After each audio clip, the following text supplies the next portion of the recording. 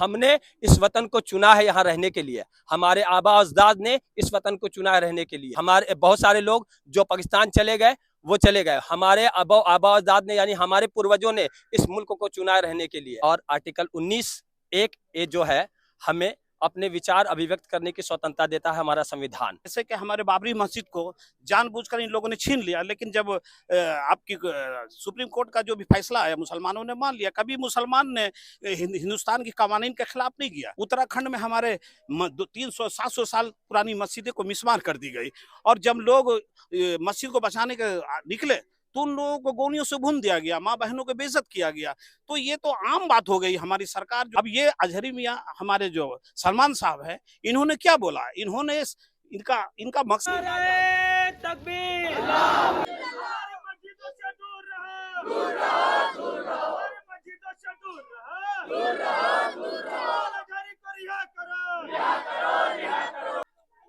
नहमदुका या अल्लाह व नुसल्ली व नुसल्लिमु अलैका या रसूल अल्लाह।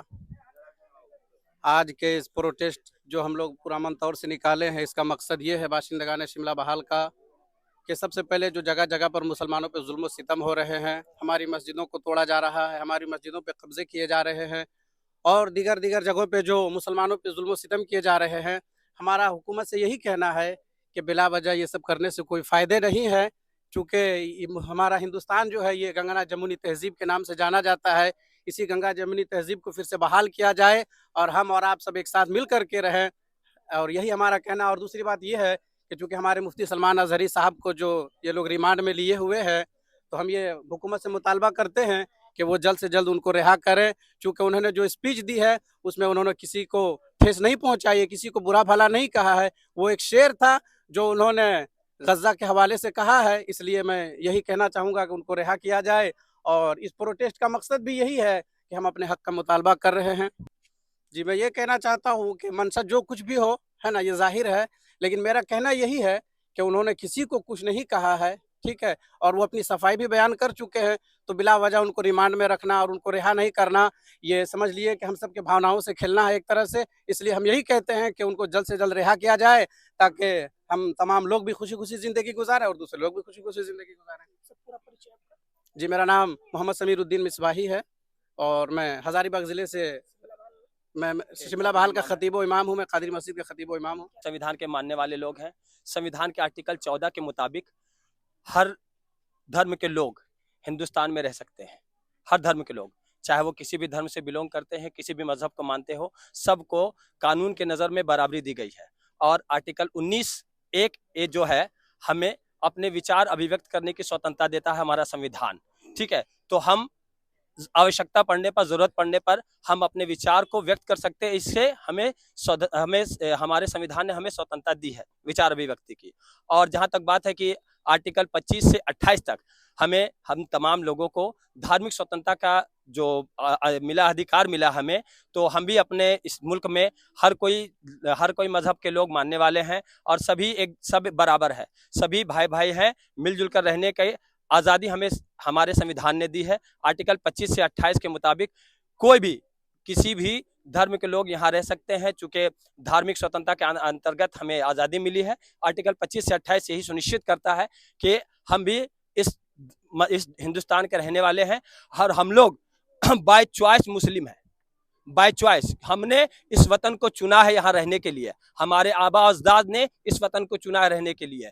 हम भी हमारे बहुत सारे लोग जो पाकिस्तान चले गए वो चले गए, हमारे आबा अजदाद ने यानी हमारे पूर्वजों ने इस मुल्क को चुना है रहने के लिए, और मरते दम तक हम इस मुल्क में रहेंगे। गिरफ्तारी कहीं न कहीं कहा जाए तो संविधान पर हमला, कहीं न कहीं कहा जाए संविधान पे हमला, इस तरह की गिरफ्तारी। जी, ये आप तो बता रहे हैं कि आर्टिकल 19(1) के तहत चूंकि विचार अभिव्यक्ति की स्वतंत्रता हमें संविधान देता है, तो अगर इस तरह की कार्रवाई की जा रही है तो जाहिर सी बात है संविधान के संवैधानिक उपचारों का उल्लंघन हो रहा है। मांग हम यही करते हैं कि जल्द से जल्द उन्हें बाइज्जत रिहा किया जाए और इस मुल्क में अमन चैन फिर से बहाल हो। सरकार जो चाहती है, उनका मंशा यह है कि नफरत फैलाओ और राज करो। सिर्फ मकसद उनका वही है कि यहाँ हिंदू मुसलमान को लड़ाने का काम करना। जिस तरह अंग्रेजों ने यहाँ पे 200 साल 250 साल जितनी भी हुकूमत की, हिंदू मुसलमान को लड़ा किया। जब हिंदू मुसलमान ने जब एक हो गया, जब लोगों ने देखा कि ये अंग्रेज हम लोगों को गुलामी के जंजीरों में बांध रहा है, इसी तरह मोदी सरकार ने जब से 2014 से आया है, जो नफरत आज हिंदुस्तान में है, इससे पहले कभी नहीं था। जो संविधान जो हमारे बाबा राव भीम अम्बेडकर ने जो संविधान हमें दिया था, उसी संविधान को हम लोग पालन करते हैं।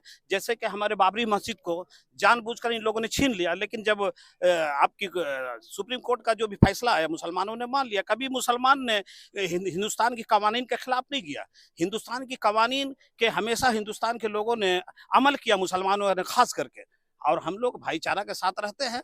यहाँ पे 2024 का इलेक्शन है, इसी इलेक्शन को देखते हुए उत्तराखंड में हमारे 300-700 साल पुरानी मस्जिदें को मिसमार कर दी गई, और जब लोग मस्जिद को बचाने के निकले तो उन लोगों को गोलियों से भून दिया गया, माँ बहनों को बेइज्जत किया गया।